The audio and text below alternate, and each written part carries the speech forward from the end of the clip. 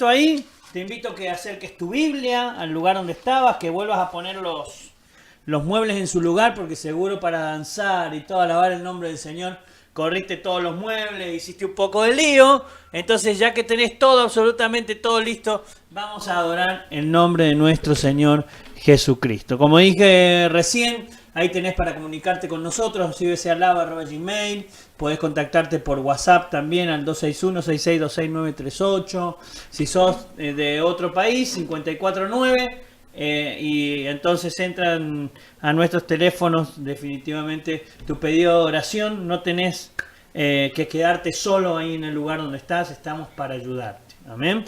Así que recibí de la compañía de la iglesia también en este tiempo. Amén. Entonces vamos a ir ya. Este es ayer sacábamos la cuenta con Poli y me decía Poli, no puede ser. Sí, señores, es el quinto mensaje sobre la oración, ¿no? Estamos aprendiendo este tema de la oración.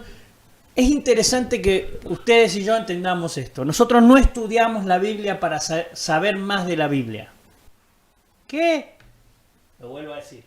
Nosotros no estudiamos la Biblia para saber más de la Biblia, porque el saber más de la Biblia no nos hace mejores personas ni superhombres.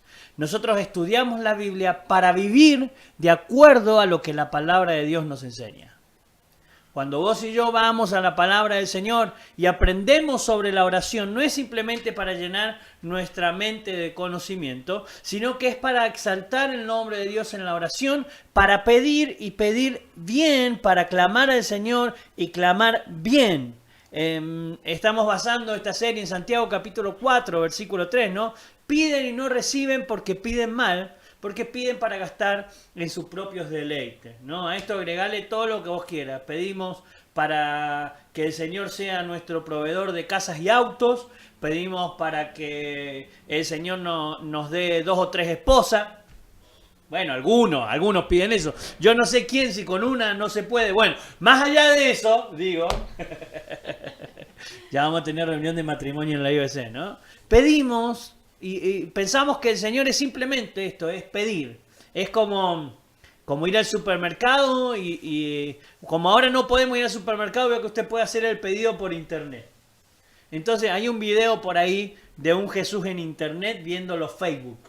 Y viéndolo, un video gracioso de Comedy Center, creo que es, ¿no? Viéndolo en Facebook y decía, mira, no, para, me está pidiendo que pueda llegar 5 minutos más temprano porque salió tarde de su casa y quiere llegar justo al trabajo, así que un clic y ahí le estoy ayudando, ¿no? Es como que eso es el Señor para nosotros.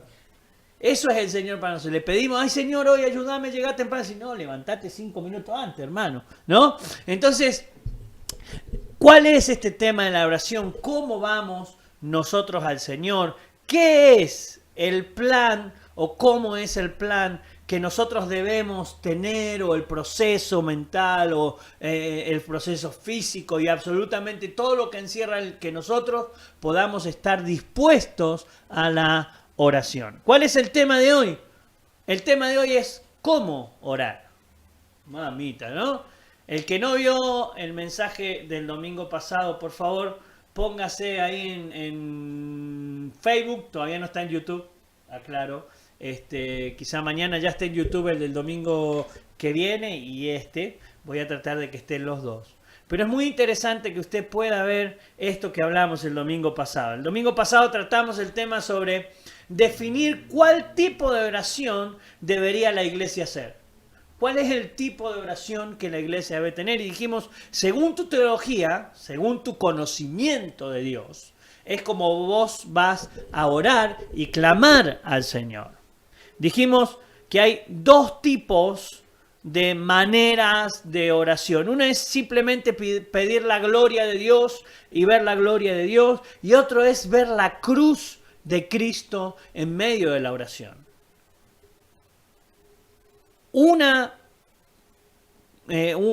tipo de oración te lleva hacia un lado y otro tipo de oración te lleva hacia otro lado, aunque las dos parecen ser buenas. Es más, una de las canciones que escuchamos hoy creo que habla de ver la gloria de Dios, ¿no? Que se llene tu casa, Señor, con tu gloria, queremos ver tu gloria. pero no podemos ver simplemente la gloria sin querer ver la cruz de Cristo, que es la que salva. Voy a spoilearte un poco el mensaje del domingo pasado. Para todo aquel que no lo vio, todavía no lo escuchó, el que se quedó dormido o se fue a comer un asado con el primo. Pero llegamos a la conclusión de que si pedimos gloria, veremos gloria. Vamos a ver milagros, señales, prodigios, vamos a ver maravillas. Y si pedimos ver en acción el sacrificio de la cruz, lo que obtendremos es salvación de masas. Miles de personas llegando a los pies de Cristo. Porque la gloria muestra lo que Dios es, muestra la gloria de Dios, pero la salvación o la gracia trae salvación a nuestras vidas. Es muy interesante dónde la iglesia ha puesto su mirada en este tiempo, en el último tiempo con respecto a la oración. No voy a decir más sobre aquellos puntos para que entonces puedas entrar a YouTube y encuentres ahí esta serie completa. Si te has perdido los 4 mensajes anteriores, también son muy pero muy interesantes porque están basados en la palabra de Dios. No es porque yo sea algún predicador espectacular, simplemente hay palabra de Dios ahí porque trato de dejar lo más posible de lado. Es muy raro que vayas a escuchar historias cuando yo predico. No vas a escuchar historias, a mí, esto, lo otro, no. Quizás haya un pequeño testimonio en el medio en algún momento, pero jamás se basa en las historias, sino en la palabra de Dios. Entonces, es muy interesante que vayas a esta serie sobre la oración. ¿Está mal pedir la gloria de Dios? No nos confundamos con esto. No está mal decirle al Señor, Señor, yo quiero ver tu gloria. No está mal decirle al Señor, queremos ver tu presencia, queremos ver tu santidad en medio de la crisis, queremos verte obrar, Señor, queremos ver tu mover, tu mano de poder. No está mal pedir la gloria. ¿Está mal pedir las manifestaciones del Espíritu Santo? No estamos diciendo que está mal pedir las manifestaciones del Espíritu Santo. Pero no podemos vivir de manifestaciones del Espíritu Santo, ¿sí? Porque simplemente vamos a ver eso. Vamos a ver endemoniados liberarse, pero mi vida no se va a salvar porque no voy a la cruz de Cristo, porque no pido la relación con el Señor. Vamos a ver enfermos sanarse también, sí. Pero muchos de ellos van a sanarse y no van a ser salvos porque no le hemos predicado la cruz de Cristo. No voy a adelantar el mensaje de hoy. Entonces, no está mal. Lo que debemos advertir es que según lo que pedimos, eso entonces recibimos, o a veces ni siquiera recibimos, como dice el pasaje de Santiago que estamos viendo, porque realmente estamos pidiendo mal. Muchas veces no recibimos lo que pedimos porque estamos basando nuestra vida simplemente en oración para nuestros deleites. Vamos a la iglesia, vamos al pastor y vamos a Dios con el pedido de sanidad corporal para nuestra familia, para nuestro familiar enfermo, para nuestras vidas. Vamos a la iglesia para saber si Dios me puede dar esto o aquello. Siempre renegamos con el Señor, siempre nos criticamos al Señor. Aquel familiar siempre criticó al Señor, pero nos acercamos al Señor y ahora queremos que Dios haga un milagro. Nosotros queremos que Dios lo sane.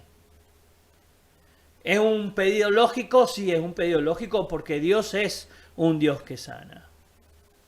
En medio de nuestra familia y en medio de nuestra debilidad vemos entonces que Dios se hace fuerte y entonces venimos al Señor. Y le decimos, Señor, yo quiero que vos sanes a este familiar. Y entonces, después de haber estado alejados 20 años con el Señor, como hay un enfermo, volvemos al Señor, estamos 3-4 días, 3-4 cultos seguidos, ya queremos ver una manifestación del Señor porque estamos pidiendo simplemente gloria. Yo diría que pidamos por salvación primero, antes que pedir por sanidad. Vamos a poner un ejemplo de esto que estoy diciendo. Dios sana a nuestro familiar. Entonces la persona da testimonio del poder de Dios que es sanador en su vida. La familia está feliz, pero el que estaba enfermo no conoce a Cristo porque no le presentamos al Señor. Y resulta que aquel que recibió sanidad estando en el hospital, también pasó por ahí un budista, pasó un santero, pasó un parapsicólogo, pasó un curandero, pasó... Entonces cuando llega al final de toda la cosa, dice, sí, Dios me sanó, qué bueno, pero su vida no es cambiada. Pongamos otro ejemplo. Venimos a la iglesia, pedimos en oración por aquel que está necesitado y Dios no lo sana. En ese proceso, el enfermo se acerca a Dios, conoce al Señor, recibe de la presencia del Señor, pero por cuestiones distintas, en su lecho de muerte conoció al Señor y luego de eso falleció. Yo creo que le voy a hacer una pregunta, ¿no? Estos son ejemplos de muchos que podríamos haber puesto. A ver si tengo acá la pregunta que tenía que poner. ¿Cuál cree usted que fue la mejor solución en este proceso? Lo que a mí me gustaría es que sea salvo y que sea sano. Pero nosotros respetamos la voluntad del Señor en esto. Tenemos que respetar la voluntad de nuestro Señor en todo esto, ¿no? ¿Cuál cree usted que es la respuesta correcta? Estoy esperando a ver el Facebook, a ver qué pone. 1 o 2. ¿Cuál cree usted que es mejor? ¿Que reciba sanidad, se quede un tiempo más con nosotros? ¿O que nunca haya recibido la salvación? ¿O que reciba la salvación y que después Dios haga, ¿no? Usted sabe que Dios a mí me sanó de cáncer. Entonces ahí va el testimonio que yo les digo. Meto testimonios pero no le cuento muchas historias. No sé por qué Dios me sanó a mí y no sana a otros. No lo sé. No hay nada mejor en mí. Capaz que no me quiere arriba todavía el Señor. Porque tiene un propósito para mí acá, en la tierra. ¿Amén? Pastora no dijo amén. Bueno, está bien. Y me mira nomás. Bien, entonces por ahí el Señor simplemente tiene, ¿no? ¿Cuál creemos nosotros entonces que es lo maravilloso del Señor actuando? ¿Cuál es la importancia en la vida de la iglesia? ¿Qué es más importante? ¿La salvación o es más importante la sanidad? Siempre sigue siendo más importante la salvación antes que la sanidad. Porque puede ser sano, pero en algún momento todos morimos, todos nos vamos de este lugar y pasamos al otro lugar, ¿no? La oración de la iglesia, el hablar de la iglesia, el primer objetivo de la iglesia tiene que ser pedir por la cruz de Cristo, presentar la cruz de Cristo, llevar la cruz de Cristo al mundo que lo necesita. Quiero mostrarte, yo lo llamo 2 líneas teológicas, porque donde nosotros podemos encontrar en la palabra del Señor, de punta a punta, ¿no? De Génesis a Apocalipsis, hay 2 líneas en las cuales nosotros podemos basar nuestros pensamientos, y están las 2 juntas, pero ninguna de las 2 actúan por separado. El problema es que nosotros, los teólogos de YouTube, tenemos tantos teólogos de YouTube, los teólogos de seminarios sin bases bíblicas, separamos gloria y separamos cruz cuando tenemos que tomar una postura frente a este pedido de oración.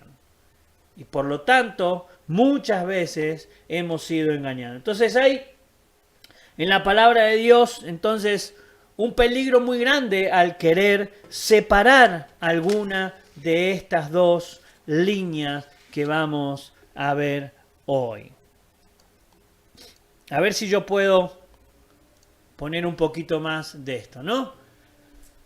Aprendo versículos como, pídeme, mirá, escuchá, pídeme y te daré naciones, ¿no? Es un pasaje tremendamente precioso, ¿no? El Salmo 2, nosotros hemos tenido congresos, ¿no? Vengan al congreso y dice, el Señor nos dará naciones. Pídeme y te daré naciones. Enseguida vamos a desarrollar y vamos a leer alguno de estos pasajes. Aprendemos versículos como el Filipenses 4:13, que lo conoce toda la iglesia. Yo todo lo puedo en Cristo que me fortalece, así que ahora con COVID-19 y encerrado yo lo puedo hacer porque todo lo puedo en Cristo que me fortalece. O puedo conquistar una nación porque todo lo puedo en Cristo que me fortalece. Aprendemos pasajes como Judas capítulo 1 en el versículo 3, el único capítulo de Judas, dice contender ardientemente por la fe, ¿no? Y ese pasaje hoy es un pasaje que se utiliza muchísimo en YouTube. Se utiliza muchísimo en YouTube el pasaje contendamos por la fe. Nosotros tenemos que ser aquellos que contendemos y estamos al frente de batalla defendiendo a Dios porque Dios necesita nuestra defensa. Porque la palabra de Dios dice contiendan por la fe. Aprendemos pasajes como el de Moisés. Entonces dijo el Señor a Moisés, ¿por qué clamas a mí? Di a los hijos de Israel que se pongan en marcha. Entonces nosotros debemos avanzar y debemos actuar frente a las circunstancias de este mundo pecador. Aprendemos Romanos 1, que tiene ese título, ¿no? La culpabilidad del hombre.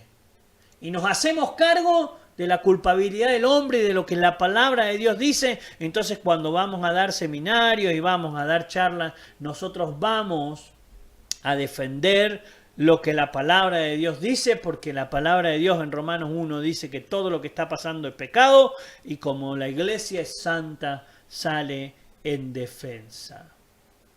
Quiero que veamos un poquito Romanos 1, después vamos a desarrollar los otros, ¿no?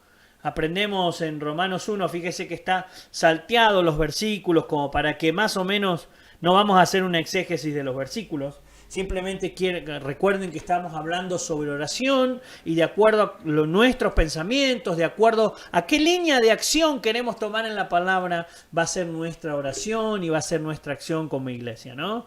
Versículo 18 dice, porque la ira de Dios se revela desde el cielo contra toda impiedad e injusticia de los hombres que detienen con injusticia la verdad.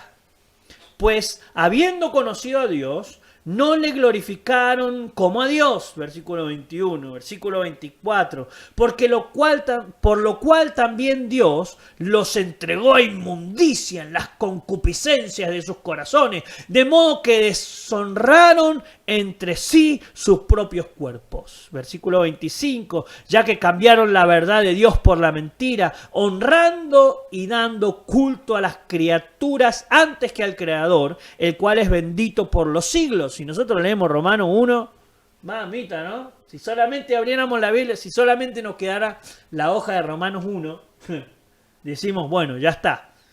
Esto es a lo que nosotros tenemos que criticar y atacar, ¿no? Versículo 26. Sus mujeres cambiaron el uso natural por el que es contranatural. Versículo 27. Y de igual modo también los hombres, dejando el uso natural de las mujeres, se encendieron en su lascivia unos con otros, cometiendo hechos vergonzosos hombres con hombres. Versículo 29.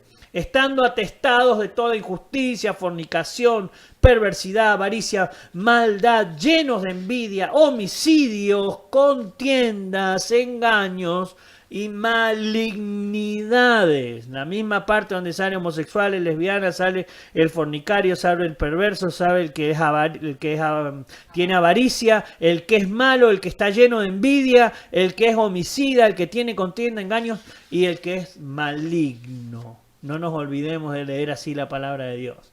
Versículo 30 al 32 es peor todavía. Murmuradores. ¿Qué? No, perdón, tiene razón, acá vamos.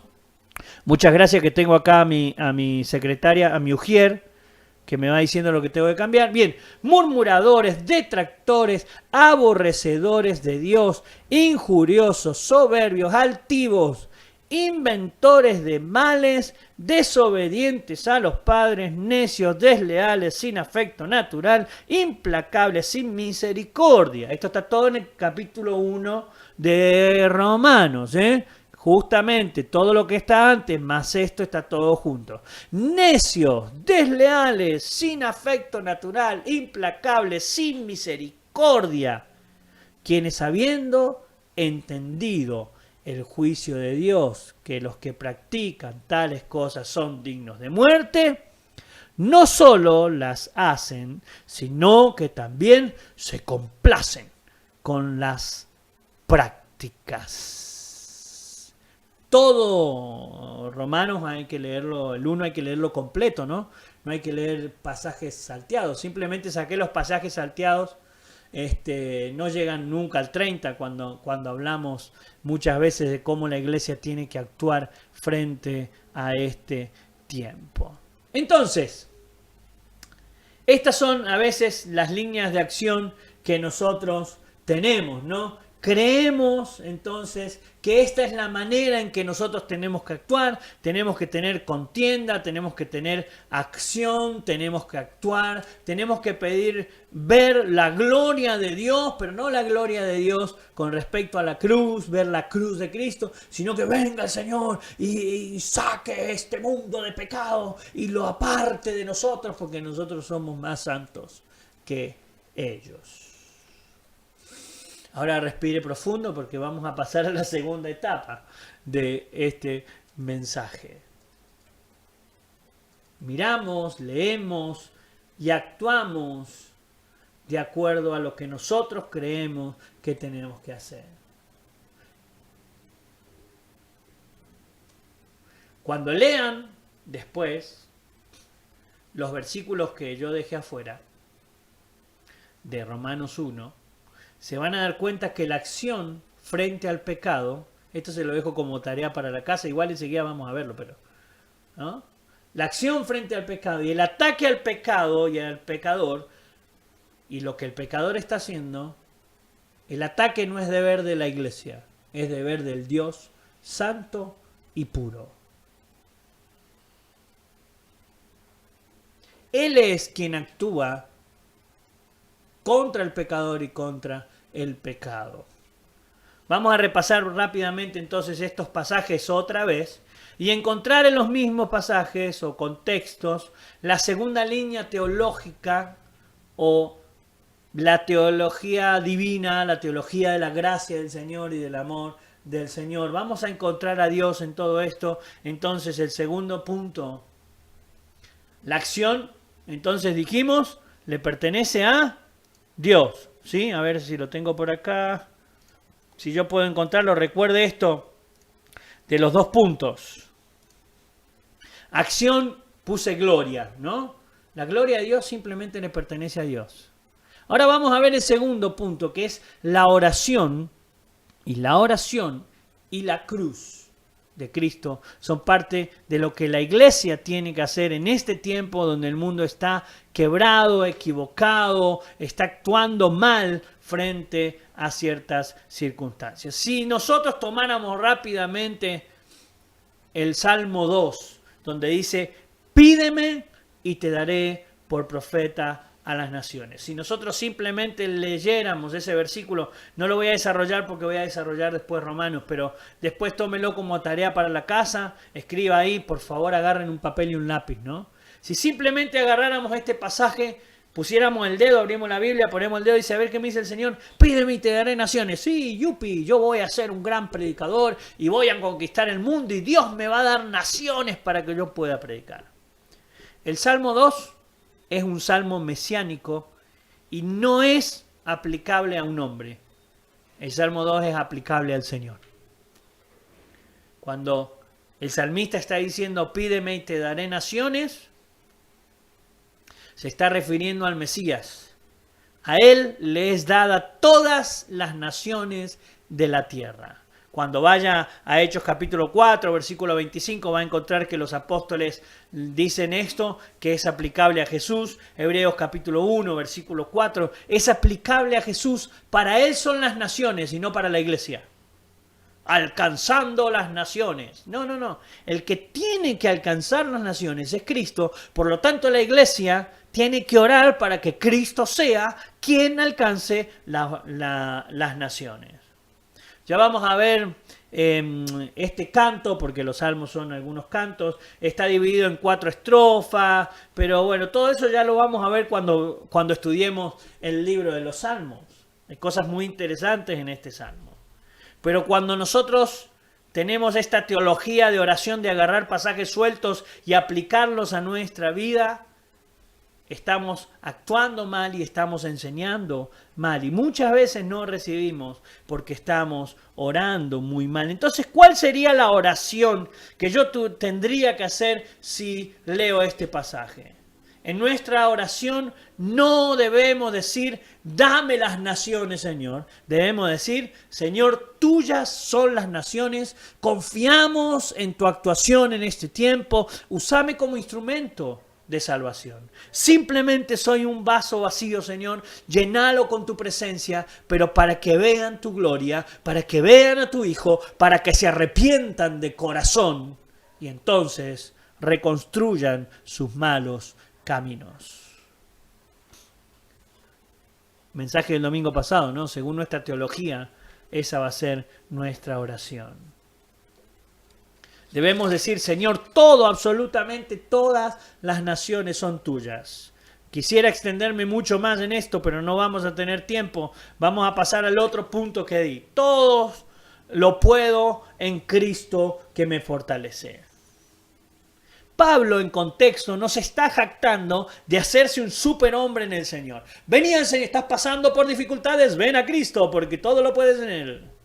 Hubo una campaña de todo lo puedo en Cristo que se hizo a nivel masivo, ¿no? Todo se puede hacer en Cristo. Sí, todo podemos hacerlo en Cristo si estamos bajo su voluntad y Él nos tiene en su voluntad.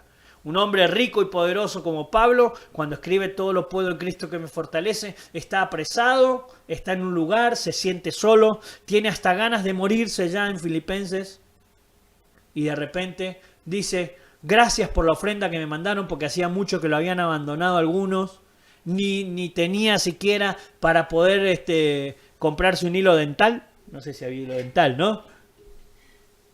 Pero todos, no, gracias mi pastor que anduvo por ahí, ¿no? Y Pablo dice, gracias por lo que hicieron, pero sepan una cosa, sé vivir con mucho porque antes lo tuve, sé vivir con poco, eso está antes de Filipenses 4:13, todo lo puedo en Cristo que me fortalece. Está diciendo, aún este tiempo de crisis y este tiempo de miseria, yo quiero ver el amor de Cristo, la cruz de Cristo, que me ha cubierto y que me ha librado de toda maldad. Y en el contexto Pablo dice, prefiero ir a la presencia del Señor si Él me llevara, porque sé que ahí hay algo mejor. Está hablando de salvación para su alma y no de sanidad para su cuerpo. Hay algunas cosas que tengo, hay aguijones en mi carne. Todo lo puedo en Cristo que me fortalece. Por lo tanto, la oración de la iglesia en este tiempo tendría que ser así. No debo orar para tener poder. ¡Dame el poder, Señor! Yo veía mucho He-Man cuando era chico. Me encantaba He-Man, ¿no? Y bueno, después salió que era demoníaco. Todos los dibujitos tienen algún problema para los que estudian este tipo de cosas, ¿no? Pero He-Man dice, oh, por el poder de Grayskull. Y a veces queremos que el Espíritu Santo sea eso. Levantar la espada, que es la Biblia. Levantamos y yo, por el poder de Grayskull, el Espíritu Santo vive en mí. No debo orar para tener poder. Debo orar para que el poder de Dios se manifieste aún donde yo no llego. Señor, que el poder de tu Espíritu Santo convenza de pecado a este familiar que ni siquiera quiere escuchar mi oración. Para este hijo que no quiere escuchar mi oración. Y yo sé que puedo llegar a todas partes, y sé que puedo vivir este tiempo de crisis, y puedo vivir este tiempo de dolor, porque tu fortaleza, Señor, está en mi vida. No nos vamos a ampliar mucho más, sino que anote, después tiene para hacer sus devocionales. Tercero, contender ardientemente por la fe. Dice Judas capítulo 1, versículo 3, exhortándoos que contendáis ardientemente por la fe que ha sido una vez dada a los santos. Cuando uno lee Judas rápidamente y encuentra este pasaje y cierra la Biblia y dice, ya está, esta es la manera que yo tengo que hacer. A ver, ¿dónde están los hipócritas? ¿Dónde está el falso profeta? Y entonces le escribo en Facebook, herramienta de Satanás, aléjate. ¿No? Porque estoy ardientemente esforzándome para defender al Señor que no necesita nuestra defensa. Si leemos este pasaje sin tomar el contexto, entendemos que entonces debemos atacar muchas veces a aquellos que están haciendo cosas malas. Yo hablo muchas veces de algunos apóstoles, de algunas malas doctrinas, pero jamás atacaría a la persona. Jamás atacaría a la persona. La otra vez me mandaron una foto y decía, acá tenés 2 amigos apóstoles que te están buscando. Y me mandaron de 2 super apóstoles que andan por ahí las fotos. Mentira, no me están buscando, pero para hacerme un chiste. No digo, yo los escucho, no critico a ellos, pero la doctrina es que están basando su doctrina en otras cosas. Yo tengo que enseñarle a la iglesia lo que yo sé por lo menos y que el Espíritu Santo después despierte a los demás. Pero no atacamos a la persona, porque entonces estamos defendiendo nuestra fe.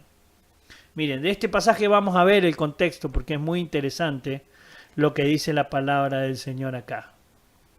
Judas capítulo 1, versículo 20, termina diciendo esto después de eso. Pero vosotros, amados, edificando sobre vuestra santísima fe, orando en el Espíritu, conservados en el amor de Dios, no en el ataque, cuando dice contender, esperando la misericordia de nuestro Señor Jesucristo para vida eterna. Algunos que dudan, convencedlos, no atacarlos. No escribir cosas en el Facebook. Mi Facebook es la defensa al Señor. ¿Qué tu Facebook? Es un Facebook, nada más. Tendrías que escribir todo, absolutamente todo lo que tenga que ver con la cruz de Cristo. A otros, salvad. No dice, entréguenlos a Satanás y envíenlos al infierno. Te vas a ir al infierno. Arrebatándolos del fuego, no condenándolos al infierno. Y de otros, tener misericordia con temor. Misericordia con temor quiere decir este temor de Dios, llegarse al Señor, dice, aborreciendo aún la ropa contaminada por su carne. Esto no quiere decir que le critiquen la ropa y el auto que usa.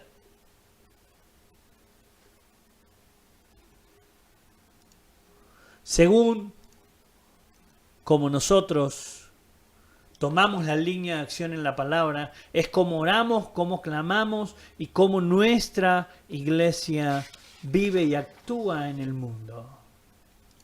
Palabras claves de Judas: convenzan, salven, arrebaten, tengan misericordia. Si estamos orando en el Espíritu, jamás de los jamases hay ira, hay enviar a Satanás al pecador, hay acusarlo, condenarlo, porque el Espíritu de Dios nos lleva en amor a orar frente al que está en dificultades.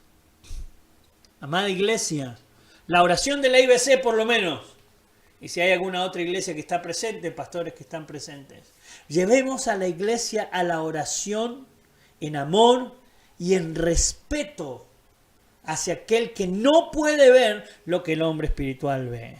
Pero voy a avanzar un poquito más, tampoco me quiero detener mucho más en esto. Vamos a ver el punto número 4. Perdón que toque tantas cosas, pero... Entonces dijo el Señor a Moisés... Ahora se viene una linda, ¿no? ¿Por qué claman a mí? Di a los hijos de Israel que se pongan en marcha. Éxodo capítulo 14, versículo 5. Este pasaje es muy interesante porque si no tenemos en cuenta el contexto, podemos caer presos de una mentira al decir vamos a tener que salir a marchar y atacar a aquellos que están desviados en el Señor. Hay varios contextos que yo quiero mostrarte rápidamente porque quiero detenerme un poquitito nada más en el libro de Romanos. El primer contexto, cuando ellos debían avanzar, acá Moisés, el Señor le dice a Moisés, avancen, no avanzaban hacia el lugar donde estaba Faraón. ¿Dónde estaban acá? Habían salido, Faraón los perseguía, llegaron a un lugar donde parecía que no había salida. El Señor le dice, sigan para adelante, no vayan, no dejen que los alcance Faraón. Cuando le dice marchad, le está diciendo aléjense de aquel que está cometiendo ira y pecado. El marchar era para el otro lado. Ellos debían avanzar para salvarse de la mano del peligro que Faraón tenía. Ese avance no fue entonces para atacar, fue para huir y no contender con Faraón. El Señor les dijo, los traje hasta acá para que ahora vayan, marchen frente a Faraón y los ataquen. Segundo contexto. Sin que el pueblo haga nada, Dios los había liberado de las garras de Faraón. Lo único que el pueblo hizo fue esperar en Dios, creer en su salvación y clamar a Dios por salvación. Nunca, jamás, tercer contexto, esto para los que están anotando, no lo pongo en pantalla para que no se haga mucho lío. Nunca jamás el Señor utilizó masas para librar un pueblo. No necesitamos demostrar la fuerza de la iglesia para que el gobierno vea qué tan fuertes somos. Con un Elías y 7.000 orando, toda una nación puede arrepentirse. Ahora no hay tiempo para profundizar esto, ¿no? Pero cuando salían a la guerra, no importaba la cantidad de hombres que tenía Israel, porque el que ganaba la guerra era el Señor. Entonces, cuando eran miles, el Señor los hacía salir 300. La famosa película 300 también habla un poco de esto, pero no habla del Señor. No, primero lo hizo el Señor. Lo de los 300 primero lo hizo el Señor. No vamos a profundizar tampoco en esto hoy, pero usted tiene para estudiar la palabra de Dios y cuál es la línea de acción que la iglesia tendría que tener y cuál es la línea de la cruz que la iglesia tendría que tener. Y entonces sí, llegamos a un pasaje que hoy es totalmente contradictorio, ¿no? Bueno, oramos para tener sabiduría de Dios en tiempos de crisis. Esto es muy importante. Nosotros tenemos que orar para tener sabiduría en este tiempo de crisis. En este tiempo donde la iglesia está siendo atacada, donde la iglesia está siendo perseguida con ideologías, con leyes, con este tipo de cosas, nosotros debemos orar para tener la sabiduría de Dios en este tiempo. ¿Sí? Y vamos al libro de Romanos ahora, y ya con esto vamos a terminar. Espero que estés entendiendo algo de la palabra del Señor. Simplemente pretendo ser esto, ¿no? Una pequeña palabra de parte del Señor que cambie tu vida y que llegue a tu corazón. Romanos capítulo 1 y la culpabilidad del hombre. Ya vemos todo lo que Romanos 1 dice con respecto a lo que es pecado. Y lo dije mientras leíamos Romanos capítulo 1, en la misma lista donde están homosexuales, lesbianas, está el que hace maldad por hacer maldad. Está el engañador. Porque no hay pecados distintos. Por eso, yo lo dije desde casa el jueves, Romanos 1 se lee junto con Romanos 2 y lo he enseñado a la iglesia y ya vamos a estudiar el libro de Romanos. Romanos 1 y Romanos 2 nos enseñan a cómo vivir como cristianos. En ninguna parte de Romanos 1 dice que debemos salir a atacar a estos que están en pecado. Si leemos Romanos 1, dice Dios actúa en ellos y ya los abandonó y los deja en el pecado. No está diciéndole a la iglesia le está enseñando, o a la iglesia de Cristo le está enseñando que eso está mal y la iglesia no lo debe hacer, pero no le está diciendo a la iglesia que debe atacar y perseguir a quienes lo hacen. Eso ya lo hizo las cruzadas, muchachos, y se equivocaron muy feo.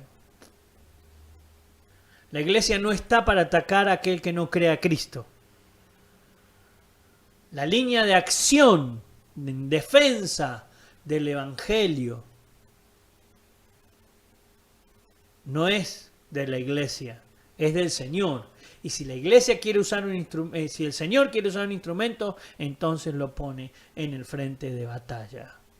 Entonces pasamos el capítulo 1 y vemos todo lo que Dios hace con respecto a esto. Y agarra entonces Pablo y dice, quien quiera que seas tú que juzgas, pues en lo que juzgas a otro, te condenas. Espero que lo estén leyendo, ¿no? Te condenas a ti mismo porque tú que juzgas haces lo mismo. Quizá no estamos cometiendo pecados sexuales, pero sí estamos cometiendo otros tipos de pecados. Pastor, ¿usted está a favor de la homosexualidad? No, de ninguna manera. La Biblia dice que es pecado y es pecado. Pero yo hablo de una iglesia que quiere presentar al Señor a aquel que está en pecado, como yo estuve en pecado y alejado del Señor. Y el proceso de la iglesia tiene que ser predicarle al pecador. Versículo 14, pasemos por allá un poco más adelante, pues no podemos extendernos en esto. Porque cuando los gentiles que no tenían ley, ¿se acuerdan cuando vimos consumado es? Hablamos de este tipo de leyes. Hacen por naturaleza lo que es de la ley, estos, aunque no tengan ley, son ley para sí mismos. Esta es mi manera de vivir y así lo hago yo y lo tienen que aceptar. Mostrando la obra de la ley escrita en sus corazones, dando testimonio su conciencia y acusándoles o defendiéndoles sus razonamientos. En el día en que Dios, dice el versículo 16, juzgará por Jesucristo los secretos de los hombres conforme a mi evangelio. El juzgarlo, lo que el hombre tiene en su corazón, le corresponde a Dios y no le corresponde a la iglesia.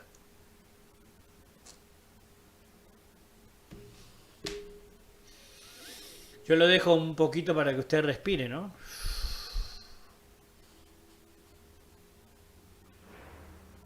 Lo que es pecado, punto. Eso lo decide el Señor. La labor de la iglesia tendría que ser, oremos por aquellos que están en pecado. Yo creo esto y usted puede no creer lo que yo creo, pero de acuerdo a lo que yo veo es, no debemos orar para que las leyes del aborto no salgan. Debemos orar para que el mundo que está en pecado se arrepienta, que vea la cruz de Cristo. Porque ¿sabe qué va a pasar? No va a salir la ley. La ley del aborto y la ley de todo lo que está por venir. Porque después de eso se viene casamiento de grandes con niños, casamiento de hombres con animales y un montón de otras cosas. La iglesia no debe orar para que las leyes no salgan, debe orar para que el mundo, los dirigentes y los corazones conozcan la cruz de Cristo en salvación y en perdón y en restauración por sus pecados. Que vean la cruz de Cristo. Entonces cuando se salven, cuando sus corazones sean vueltos al Señor, entonces, si el Señor los salva, porque el salvarlo solo le depende al Señor, entonces las leyes no salen. Otra vez lo dejo respirar. Entonces, dijimos que el mensaje de hoy se llamaba ¿cómo orar? ¿Cómo oramos entonces? Pastor, ¿qué me está diciendo? ¿Cómo hacemos? Señor, así debemos orar. El mundo necesita tu perdón. Y escuche bien esto. El homosexual, la lesbiana, el homicida, el borracho, el asesino, el fraudulento, el engañador, el que no tiene misericordia.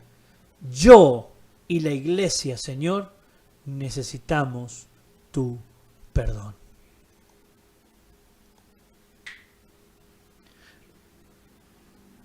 Yo y la iglesia, Señor, necesitamos tu perdón. Si nos ponemos, cuando oramos, en la lista con los pecadores, porque no hay absolutamente nada en nosotros que nos hagan más santos que aquellos que no han conocido al Señor, excepto la cruz de Cristo, recibirla en nuestro corazón. Pero seguimos en un cuerpo pecador. Si nos ponemos en la lista con los pecadores, juzgaríamos menos y oraríamos más, sabiendo, Señor, de que así como me salvaste a mí, siendo yo un pecador, de la misma manera, Señor, vas a actuar en aquellos que hoy no te conocen. Sublime gracia del Señor.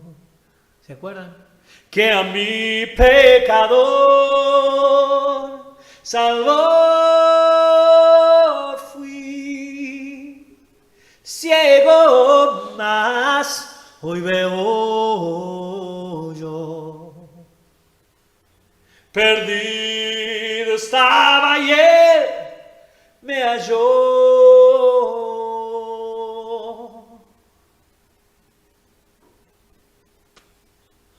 No hay nada más en mí que haber sido hallado por el Señor. Y de la misma manera, el Señor quiere actuar con nuestros dirigentes,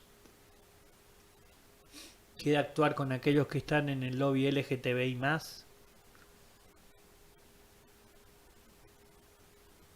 La iglesia necesita orar.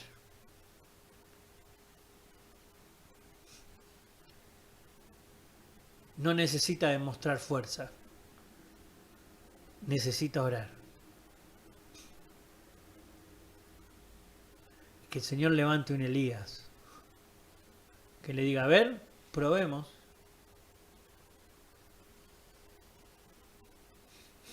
Y entonces el mundo verá la gloria de Dios. Pero la iglesia necesita demostrar la cruz de Cristo. La iglesia necesita que el mundo vea la cruz de Cristo. La iglesia necesita que el Dios de pacto entre en este tiempo de crisis. Entre en este tiempo donde el mundo está confundido, donde hay leyes que los alejan de Dios y el mundo aplaude las leyes que alejan al mundo de Dios. La iglesia necesita actuar en oración y en favor de aquellos que están necesitando tu oración y mi oración.